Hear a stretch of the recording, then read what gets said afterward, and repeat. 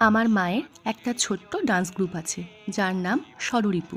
সেই ষড়রিপু নৃত্যগোষ্ঠীর তরফ থেকে জলছত্রের আয়োজন করা হয়েছিল। যেহেতু প্ল্যানিংটা একদিনেই হয়েছিল, তাই ব্যানার বানানোর টাইম ছিল না।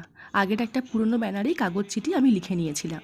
আমার ভাইয়ের বন্ধুরা, ষড়রিপুর মেম্বাররা অনেক সাহায্য করেছিল। সবার সাহায্য ছাড়া এই অভিযানটা সম্পূর্ণ হতো না। রাসনা, ভেজানো ছোলা, বাতাসা এগুলোই দেওয়া হয়েছিল। গ্রীষ্মকালে তৃষ্ণার্ত পথিকদের জলদানের এই বিষয়টা দাদুর কাছ থেকে শিখেছিলাম। আমার দাদু আগে গোটা বৈশাখ মাসটা জুড়েই জলদান করতেন। যেহেতু দাদুর এখন বয়স হয়ে গেছে, তাই দাদু আর পারেন না। আর আমরাও দৈনন্দিন জীবনে এতটাই ব্যস্ত যে দাদুর সেই রীতিটাকে আমরা ধরে রাখতে পারিনি।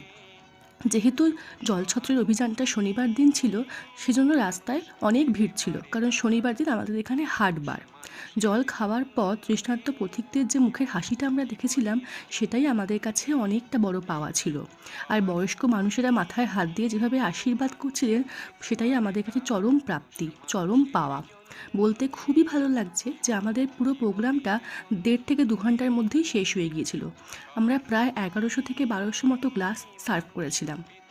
কাজ হয়ে যাওয়ার পর সব কিছু জিনিসপত্র গুছিয়ে বাড়ি চলে এলাম। আজকের এই 1.5 ঘন্টা সত্যিই খুব ভালো লাগলো। আবার এরকম অভিযান আমরা করতে চাই। গরমে তোমরা সবাই ভালো থেকো। টাটা।